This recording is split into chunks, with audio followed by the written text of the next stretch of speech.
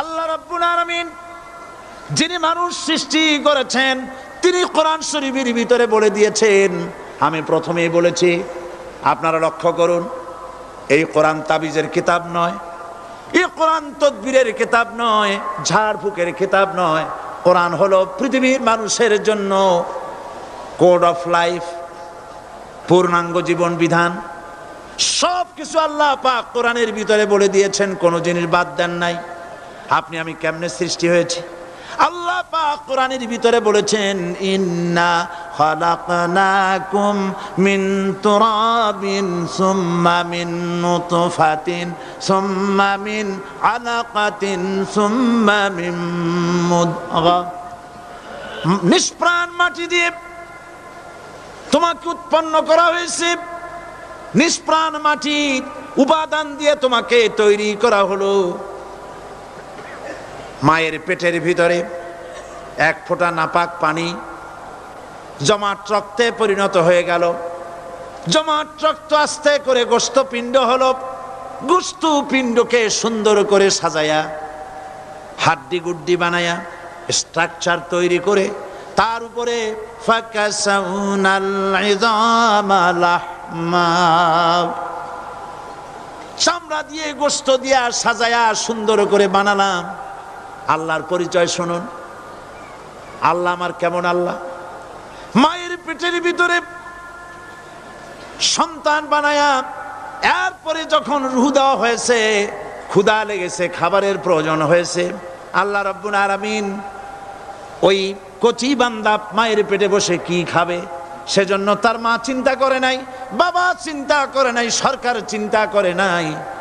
আল্লাহ রাব্বুল আলামিন মায়ের মাসিক অসুখকে বন্ধ করে দিয়ে সন্তানের নাভির সাথে আর মায়ের নাভির সাথে তার লাগায়া, পাইপ লাগায়া মায়ের মাসিক অসুখের রক্তগুলি দিয়ে সন্তানকে বড় বানালেন। মুখ দিয়া এই রক্ত পান করালেন না, মুখটাকে পবিত্র রেখে দিলেন যাতে করে পৃথিবীতে আসার পর ওই মুখ দিয়া আল্লাহ রাব্বুল আলামিনের জিকির করতে পারো। সন্তান মায়ের ভিতরে পেটের ভিতরে বড় হলো। আল্লাহ রাব্বুল আলামিন বলেন, মাস দিন যখন পুরা হয়ে গেল, সুম্মা নুখরিজুকুম তিফলা, বাচ্চার আকারে পৃথিবীতে নিয়ে আসলাম। এখন খাবা কি? পৃথিবীতে যখন বাচ্চা এলো তখন তার পেটের সাথে যে সংযোগ ছিল মায়ের নাভির সাথে আর সন্তানের নাভির সাথে, সেই সংযোগ তার আর কি থাকলো? কি করা হলো? কেটে দেওয়া হলো। লক্ষ্য করুন, খাবারের জন্য একটি মাত্র পাইপ আল্লাহ লাগাইছিলেন, পৃথিবীতে সন্তান আসার সঙ্গে সঙ্গে পাইপটা কেটে দেওয়া হলো। এবার কি খাবে? আল্লাহ রাব্বুল আলামিন মায়ের বুক থেকে সন্তানের জন্য এবার সিঙ্গেল সিগন্যাল, তার জন্য সিঙ্গেল কোন লাইন যেটা ছিল কেটে দিয়া মায়ের বুক থেকে সন্তানের জন্য ডাবল লাইন আল্লাহ চালু করে দিলেন। এমন দুধ বানায় দিলেন যা শুধু খাবার নয়, শুধু ফুড ভ্যালু নয়। এই দুধের ভিতরে ক্যালসিয়াম, এর মধ্যে ভিটামিন, এর মধ্যে আয়রন, এর মধ্যে মেডিসিন। দুনিয়ার এই সন্তান ছিল ফি কারারিম মাকিন, সুরক্ষিত জায়গার ভিতরে ছিল। কোনো পলিউশন সেখানে যেতে পারতো না, রোগের জার্ম সেখানে যেতে পারতো না। দুনিয়ায় এলো দূষিত আবহাওয়ার ভিতরে। এই সন্তানকে এখনই অ্যান্টিবায়োটিক খাওয়ালে পরে অসুবিধা হবে। আল্লাহ রাব্বুল আলামিন মায়ের দুধের ভিতরে ঔষধ দিয়া রোগের প্রতিষেধক বানায়া দিলেন। এ হলো আমার আল্লাহ। এ আমার কে? আল্লাহ। জোরে বলেন আল্লাহ। আল্লাহ আল্লাহ রাব্বুল আলামিন মায়ের দুধ দিয়ে সন্তানকে বড় করলেন আর শোনায় দিলেন, খবরদার এই মায়ের সাথে, এই বাপের সাথে নাফরমানি করবি না। মা বাপের জন্য আমার কাছে দোয়া করবে, রব্বির হামহুমা কামা রাব্বায়ানি সাগীরা। সবাই পড়েন আমার সাথে, রব্বির হামহুমা কামা রাব্বায়ানি সাগীরা। আল্লাহ পাক শিখাই দিলেন বান্দারে আমার কাছে দোয়া করায়, আল্লাহ আমার মা বাপ আমাকে ছোটবেলায় যেভাবে স্নেহের কোলে লালন পালন করেছে, এইভাবে আমার মা বাপদের তোমার রহমতের কোলে লালন পালন করো। মনে থাকবে ভাইরা? বলেন মনে থাকবে? প্রত্যেক নামাজের পরে মা বাবার জন্য দোয়া করবেন, বেঁচে থাকুক আর মরে যাক, দোয়া করবেনই। মনে থাকবে? রব্বির হামহুমা কামা রব্বায়ানি সগীরা। আবার পড়েন রব্বির হামহুমা কামা রব্বায়ানি সগীরা। আল্লাহ পাক মায়ের মর্যাদা এত বাড়াইছেন, সাহাবী প্রশ্ন করেছে ইয়া রাসূলুল্লাহ খেদমত করব কার? হুজুর বলেন তোমার মায়ের, তারপরে কার? তোমার মায়ের, তারপরে কার? তোমার মায়ের, তারপরে কার? তোমার পিতার। বাপের চাইতে মায়ের মর্যাদা আল্লাহ 3 গুণ বাড়াইয়া দিলেন, 3 গুণ বৃদ্ধি করে দিলেন। হাদিস শরীফে এসেছে হযরত আবী হুরায়রা রাদিয়াল্লাহু তাআলা আনহু রাসূলের কাছে এসে রাতের বেলায় কাঁদতেছিলেন। হুজুর প্রশ্ন করলেন, আবু হুরায়রা কাঁদো কেন? হযরত আবু হুরায়রা বলছেন, হুজুর মা আমাকে মেরেছে। তিনি প্রশ্ন করলেন, আচ্ছা মা তোমারে মারলো কেন? তুমি কি কোনো বেয়াদবি করছো? তিনি বললেন না, তবে মারলো কেন? হযরত আবু হুরায়রা বলেন, ইয়া রাসূলুল্লাহ আপনার খেদমত থেকে বাড়ি ফিরতে আমার দেরি হয়ে গিয়েছিল। গভীর রাত্রে যখন বাড়ি গেছি, মা আমাকে প্রশ্ন করলেন, বাবা দেরি হলো কেন, কোথায় ছিলি? তাম পৃথিবীর মানুষ যেই কদম মোবারক চুমু দিতে পারলে ধন্য হয়ে যায়, সেই আখিরি জামানার পয়গম্বর নবী মুহাম্মদ রাসূলুল্লাহ সাল্লাল্লাহু আলাইহি সাল্লামের দরবার থেকে আসতে আমার দেরি হয়ে গেছে। ইয়া রাসূলুল্লাহ আমার মা আপনার নাম শুনে তার গা জ্বলে উঠল, তিনি কাফের মুশরিকা। আপনার নাম শুনে অগ্নি শর্মা হয়ে আমাকে ধরে পিটানো আরম্ভ করলেন আর বললেন, আবু হুরায়রা হয় মুহাম্মদ সাল্লাল্লাহু আলাইহি সাল্লামের বাড়ি ছাড়বি, নইলে আমার বাড়ি ছাড়বি, কি করবি বল? মার খেতে খেতে আমি বললাম, মা তোমার গায়ে যত শক্তি আছে আমারে মারো, তোমার বাড়ি শুদ্ধ, তাম দুনিয়াটা ছেড়ে দিতে পারি, মুহাম্মদ রাসূলুল্লাহর কদম মোবারক ছেড়ে দিতে পারি না। হুজুর আমার মা গলা ধাক্কা মেরে আমাকে বের করে দিয়েছেন। হুজুর বলছেন, আবু হুরায়রা মা তোমাকে মেরেছে আর আমার কাছে নালিশ করছো, আমি তোমার মায়ের কোনো বিচার করতে পারবো না। সুবহানাল্লাহ, এত বড় পাওয়ারফুল নবী, শানওয়ালা, ইজ্জতওয়ালি, বরকতওয়ালি, এত বড় নবী বলছেন মা মেরেছে, আমার করার কিচ্ছু নাই। সুবহানাল্লাহ। তোমার মা মুশরিকা হোক আর যাই হোক, তোমার মা। সুবহানাল্লাহ বলেন। আমার বন্ধুগণ, হযরত আবু হুরায়রা বলেন, ইয়া রাসূলুল্লাহ মায়ের বিরুদ্ধে কোনো অভিযোগ নিয়ে আমি আপনার কাছে আসি নাই। হুজুর বললেন, কেন আসছো বলো খুলে। আবু হুরায়রা বলেন, হুজুর আমি জানি আপনি আল্লাহর দরবারে যদি কোনো ব্যাপারে হাত তোলেন আল্লাহ মঞ্জুর করে ফেলেন। আপনি দয়া করে আমার মার জন্য দোয়া করেন, আল্লাহ যেন হেদায়েত দিয়ে দেন। আমার নবীজি দুখানে হাত উত্তোলন করলেন, বললেন, আল্লাহুম্মা ইহদি উম্মা আবি হুরায়রা, আয় আল্লাহ আমি দোয়া করতেছি আবু হুরায়রার মাকে হেদায়েত নসিব করো। হুজুর হাত তুলে মোনাজাত করছেন, আবু হুরায়রা দৌড় দিলেন বাড়ির দিকে। কয়েকজন সাহাবী হযরত আবু হুরায়রার জামা টেনে ধরেছে, এই ভদ্রলোক দৌড়ায় কেন?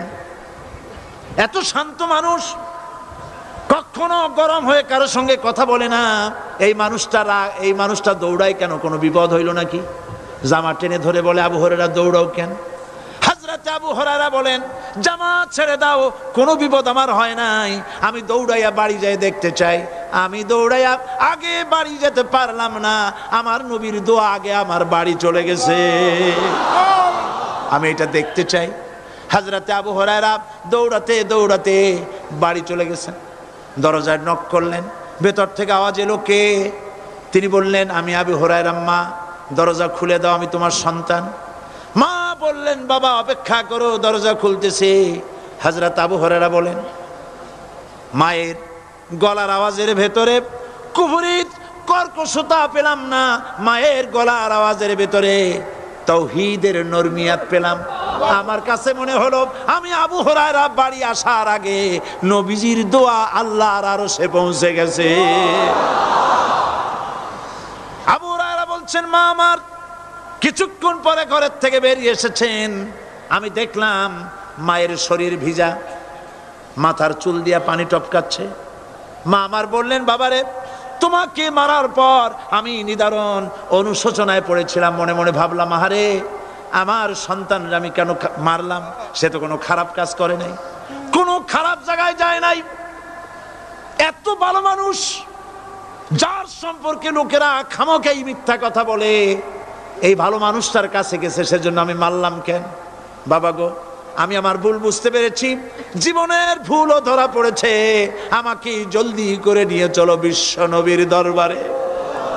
হযরতে আবু হুরায়রার মা রাসূলুল্লাহর খেদমতে এসে ঘোষণা করলেন, আশহাদু আল্লা ইলাহা ইল্লাল্লাহু ওয়াহদাহু লা শারীকা লাহু ওয়া আশহাদু আন্না মুহাম্মাদান আবদুহু ওয়া রাসূলুহু। আমার ভাইয়েরা, আল্লাহ রাব্বুল আলামিন মানুষ সৃষ্টি করে পৃথিবীতে পাঠায় দিলেন, খাবারের ইন্তজাম করলেন, এগুলি সব আল্লাহর পরিচয়। আল্লাহরে চেনার জন্যে বড় বড় কিতাব ঘাটা লাগে না, কিসমতে যদি থাকে দুই একটা দৃষ্টান্ত যথেষ্ট হয়ে যায়। সুবহানাল্লাহ, সুবহানাল্লাহ, দুই একটা দৃষ্টান্ত যথেষ্ট। আল্লাহ পাক সমস্ত সৃষ্টি জগৎকে তৈরি করলেন, সৃষ্টি করলেন, আর তাদের খাদ্যের ব্যবস্থা করলেন। কে করেছেন খাদ্যের ব্যবস্থা? খাদ্য দেন আল্লাহ। কিন্তু অহংকারী যারা, তারা বলে দেশের বাম্পার ফলনের জন্য সমস্ত কৃতিত্ব সরকারের। বলেন আস্তাগফিরুল্লাহ, বলেন নাউজুবিল্লাহ। এদের একজন বলছিল, 3 বছর কিছু দিবার পারুম না, লোকেরা কয় আমরা না খাইয়া থাহুম, আল্লাহ কয় আমিও দেহুম, কদ্দুর পারো না খাইয়া থাকতে। ফসল কে দেন? জোরে বলেন, কে দেন? বাম্পার ফসলের ফলনের দাবি সরকার করতে পারে না, এটা কুফরি, এটা শিরক। জমিনের ফসল কে দেন? আকাশের বৃষ্টি কার? পানি কার? সার কার? সব আল্লাহ পাক। আল্লাহ পাক কোরআন শরীফে বলেছেন, লা ইন শাকারতুম লা আযীদান্নাকুম ওয়া লা ইন কাফারতুম ইন্না আযাবি লাশাদীদ। আমার নিয়ামতের শুকর যদি আদায় করো বাড়ায় দেব, আর যদি কৃতজ্ঞ হও, শুকরিয়া আদায় না করো, মস্ত বড় শাস্তি দেব। ফসল দেই আমি, আর শুকরিয়া আদায় করো তোমার বাজানের। ঠিক কিনা? শুকরিয়া আদায় করে কার? বাজানের। একটা লোকের, একটি মানুষের যেই প্রশংসা এই সরকার করলো, বিগত 4.5 বছর ধরে একটা মানুষের যত জিকির করলো, প্রশংসা করলো, ছবি টানাইলো, যদি এতটা জিকির, এতটা স্মরণ আল্লাহ রাব্বুল আলামিনের করতো, ওদের জন্য আল্লাহর জান্নাতের দরজা খোলা হয়ে যেত। প্রশংসা করবে কার? চিল্লায় বলুন, আল্লাহ পাকের প্রশংসা করো। খেতে দেওয়ার মালিক তিনি। আল্লাহ পাক বলছেন, আল্লাহকে, তার পরিচয় আল্লাহ তুলে ধরেছেন, ওয়ামা মিন দাব্বাতিন ফিল আরদি ইল্লা আলাল্লাহি রিজকুহা। এই পৃথিবীর ভিতরে এমন কোন বিচরণশীল জীব নাই যার রিস্কের দায়িত্ব আমি আল্লাহ গ্রহণ করি নাই। সুবহানাল্লাহ বলবেন না? রিস্কের দায়িত্ব কার হাতে? আচ্ছা দেখুন তো, পৃথিবীর সমস্ত সরকারের কাছে বিভিন্ন মন্ত্রণালয় আছে না? খাদ্য মন্ত্রণালয় বলে কোনো মন্ত্রণালয় আছে কিনা? আছে। খালি কয় খামু আর খামু। খাদ্য মন্ত্রণালয় আছে, থাকার পরেও মানুষ না খাইয়া মরে। ঠিক কিনা? এবার একটু তাকান তো, জ্ঞানের চক্ষু দিয়া তাকান। ফরেস্ট এরিয়া, বাঘ আছে কিনা? নাই। সিংহ আছে কিনা? গন্ডার আছে কিনা? হাতি আছে কিনা, বিশাল বিশাল প্রাণী আছে কিনা। জঙ্গলে ছোট্ট প্রাণী থেকে পোকা থেকে শুরু করে গন্ডার পর্যন্ত, টুনটুনি পাখি দিয়ে শুরু করে ঈগল পাখি পর্যন্ত, নদীর ভিতরে ছোট্ট চুনু পুঁটি থেকে শুরু করে তিমি মাছ পর্যন্ত। প্রাণী তত্ত্ববিদরা বলেছেন সমুদ্রের ভিতরে এমন এমন বড় বড় তিমি আছে যে একটা তিমির ওজন 5000 টন পর্যন্ত হয়ে যায়। 5000 টন তিমিটার ওজন। এর যখন বাচ্চা হয় তখন বাচ্চার দৈনিক দুধ লাগে 50 থেকে 60 মণ পর্যন্ত। কে ব্যবস্থা করে? রুহান মান ফেরেশতা। তো ওর মা যেমন বাচ্চা তো সেরকম হবে, ঠিক কিনা? কে দেয় খাবার? এবার দেখেন তো আপনার দেশের এই জঙ্গলে কত হাতি আছে। হাতিরা মিছিল করে আসছে যে আল্লাহ আমাদের এখন আর খাইতে যাইতে দিতে পারে না, বাংলাদেশের গভর্নমেন্ট কিছু দাও। আসছে না, খাইয়া ক্ষুধার জ্বালায় হাতি মরেছে, বাঘ মরেছে, সিংহ মরেছে। এর কোনো দৃষ্টান্ত আছে? ক্ষুধার জ্বালায় আকাশের উড়ন্ত পাখিরা ছটফট করে মারা গেছে, দৃষ্টান্ত আছে? নদীর মাছেরা ক্ষুধার জ্বালায় ভেসে উঠেছে, না খাইয়া মরে গেছে, দৃষ্টান্ত আছে? মহান আল্লাহ রাব্বুল আলামিন কোরআন শরীফের ভিতরে বলেছেন অনেক প্রাণী এমন আছে যারা তাদের খাদ্যকে সঞ্চয় করে না, খাদ্যকে জমা করে না, আহরণ করে না। সকাল বেলায় একটা খাবার খেলো, দুপুরে কি খাবে তার জানা নাই। শকুন পৃথিবীর মাটি থেকে 3 মাইল উপরে ওড়ে, তার চোখকে আল্লাহ পাক এত তীক্ষ্ণ বানিয়ে দিয়েছেন। এই চট্টগ্রামের কোথায় মরা গরু আছে 3 মাইল উপর দিয়ে দেখতে পায়? সুবহানাল্লাহ করতে ইচ্ছা করে না। এই প্রাণীগুলি খাবারগুলি কোনো গভর্নমেন্ট জোগাড় করে রাখে নাই। আল্লাহ পাক বলেন সবার খাবার আমি দেই। সকাল বেলায় সমস্ত প্রাণীগুলি, মহাশূন্যে পাখি,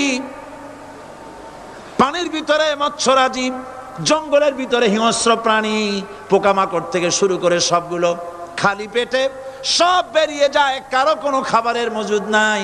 সন্ধ্যা হতে না হতে সমস্ত প্রাণীগুলির পেট ভরাইয়া আমি আবার যার যার ঘরে ফিরাইয়া দেই। ওয়ামা মিন দাব্বাতিন ফিল আরদি ইল্লা আলাল্লাহি রিজকুহা। সমস্ত প্রাণী রিজকের দায়িত্ব আমি আল্লাহর হাতে। কে দেয় রিজেক? জোরে বলুন, কে দেন? আল্লাহ পাক। কি খাবেন সব আল্লাহ জোগাড় করে দিয়েছেন। তরি তরকারি জোগাড় করেছেন, মাছ জোগাড় করেছেন, চাউল দিয়েছেন, খাবার দিয়েছেন, গোশত দিয়েছেন, সব দিয়ে দিয়েছেন আল্লাহ রাব্বুল আলামিন। সমস্ত জিনিস দিয়ে মানুষকে আল্লাহ পাক তার জন্য আল্লাহ সব করেছেন। খালাকালাকুম মা ফিল আরদি জামিআ। এই পৃথিবীতে যা তৈরি করেছে সব তোমার জন্য। এ হচ্ছে আমার আল্লাহ, এ হচ্ছে আমার কে? আল্লাহ। সে আল্লাহ পাক বলছেন, আল্লাহর পরিচয় তিনি স্রষ্টা, তিনি রিজেক দাতা। এবার আইনদাতা কে? আইনদাতা কে? আরো জোরে বলুন। আইনদাতা আল্লাহ হচ্ছে আল্লাহর পরিচয়। ইনিল হুকমু ইল্লা লিল্লাহ আলা লাহুল খালকু ওয়াল আমর। সৃষ্টি যার, আইন চলবে তার। আমার দেশে আল্লাহর আইন চলছে? আমাদের দেশের কল কারখানা, ক্ষেত খামার, অফিস আদালত আল্লাহর আইন অনুযায়ী চলে? চলে না। বরং আল্লাহর আইনকে মুছে ফেলার জন্য নিজেদের আইন সৃষ্টি করার জন্য প্রচেষ্টা চালানো হচ্ছে। আল্লাহর আইন মানুষের জন্য সব থেকে বেশি উপযোগী, কারণ সৃষ্টি করেছেন কে? বলেন, কে করেছেন? আল্লাহ। প্রত্যেকটি মেশিন আপনি যা কিনবেন, রেডিও হোক, টিভি হোক, যে কোনো যন্ত্র হোক, গাড়ি হোক, তার সাথে একটা লিটারেচার, একটা বই তার সঙ্গে দিয়ে দেওয়া হয়। ওই বইয়ের মধ্যে লেখা থাকে এটা কিভাবে চালানো হবে, অপারেট করা হবে, তার সিস্টেম লেখা থাকে। আপনার ইচ্ছা মতো চালাইলে হবে না। এই মানব গোষ্ঠীকে সৃষ্টি করেছেন এখন আপনি যদি আপনার আইন মতো চালান তা কি চলবে? চলবে না। আপনি আপনার আইন মতো চালাচ্ছেন, ভালোভাবে চলতেছে? চলতেছে না। স্বরাষ্ট্রমন্ত্রী বলতেছেন সন্ত্রাসীদেরকে মাটির তলা থেকে খুঁজে বের করা হবে, কিন্তু নাকের উপর দিয়া ব্রিফকেস চুরি হয়ে যায়, উনি তা ধরতে পারেন না। এই হলো আইন। অনাবরত খুন হচ্ছে, অনাবরত সন্ত্রাসী তৎপরতা চলছে, আর ওনারা বলছেন আগের থেকে এগুলি চলে আসছে, একজনের খুনের বিচার না হইলে এরকম খুন তো হইতেই থাকবে। তাহলে খুনকে, হত্যাকে, সন্ত্রাসকে সরকার জাস্টিফাইড করছে। নাউযুবিল্লাহি মিন যালিক। এই জন্য আইন হতে হবে আল্লাহর। আইন হতে হবে কার? চিল্লায় বলেন, আল্লাহ পাকের আইন হতে হবে। আমি একদিন পার্লামেন্টে বলেছিলাম, আমার দেশের নেতা নেত্রীরা বারবার হজ করতে যান, উমরা করতে যান, সেখান থেকে আসার সময় কি আনেন? আতর, পাথর, সুরমা আর খুরমা, এই কিছু নিয়ে আসলেন। কিন্তু আমি বলেছি আপনারা কি কিছু চোখে দেখেন না? পার্লামেন্টে এইভাবে বক্তৃতা করেছে, কিছু চোখে দেখেন না? আমি প্রশ্ন করে আমি আবার জবাব দিচ্ছি,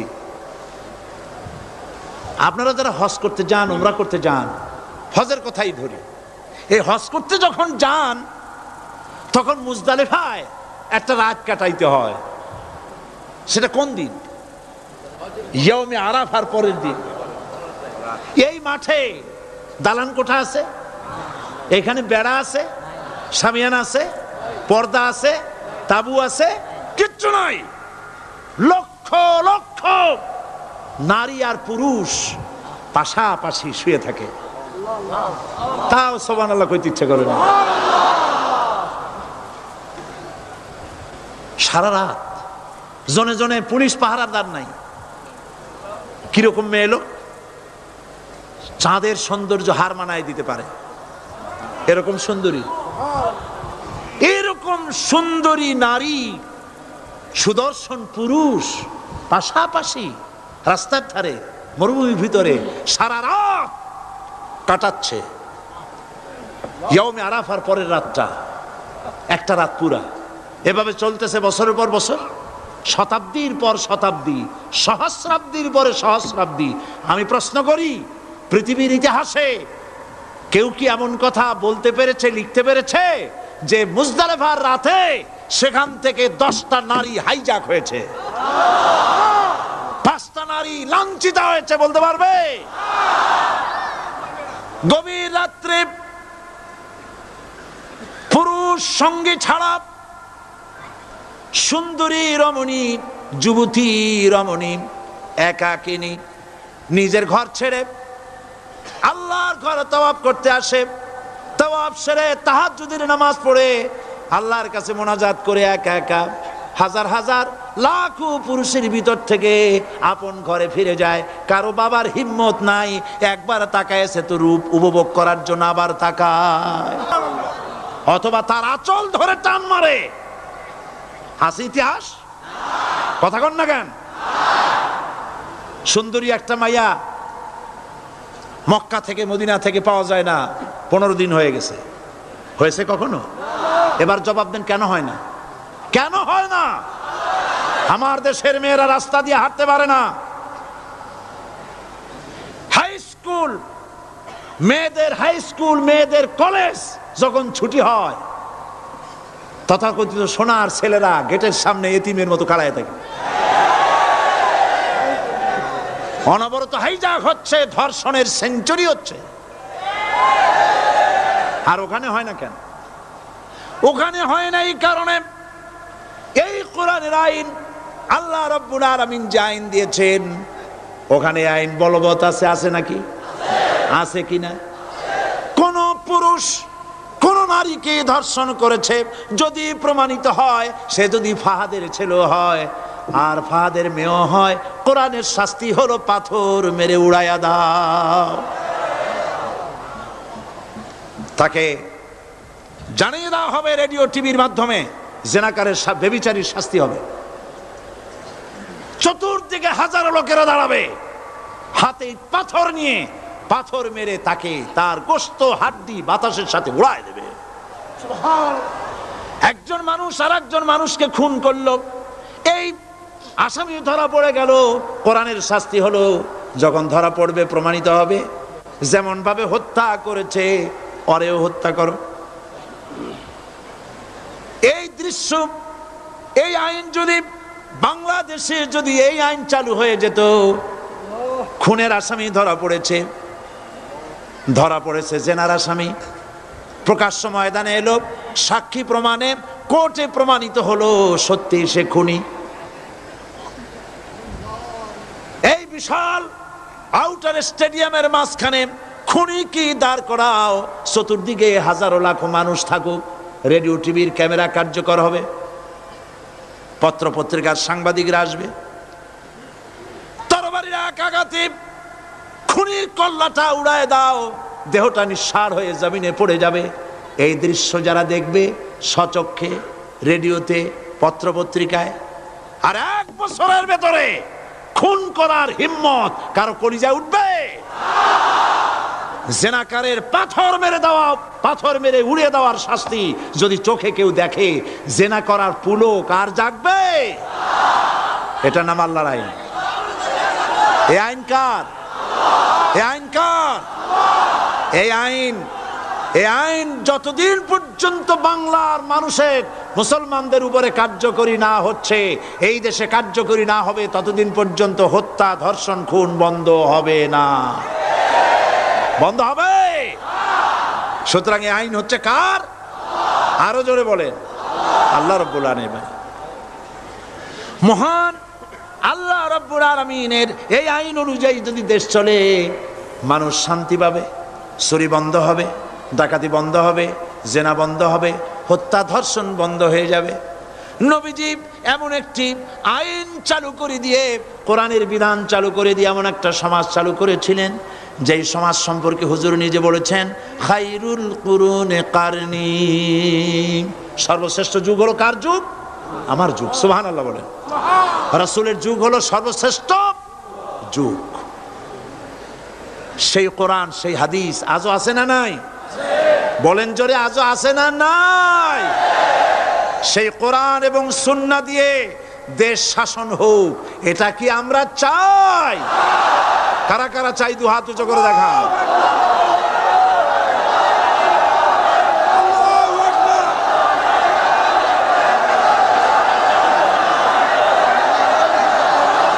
আরে ভাই, আপনারা দাঁড়ায় গেলেন কেন?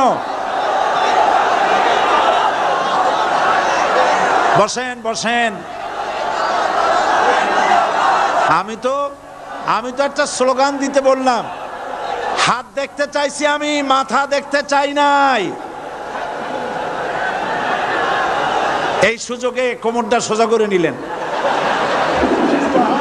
আচ্ছা বসেন, আর মহব্বতের সাথে জিকির করেন, লা ইলাহা ইল্লাল্লাহ, লা ইলাহা ইল্লাল্লাহ, লা ইলাহা ইল্লাল্লাহ, লা ইলাহা ইল্লাল্লাহ, লা ইলাহা ইল্লাল্লাহ, লা ইলাহা ইল্লাল্লাহ।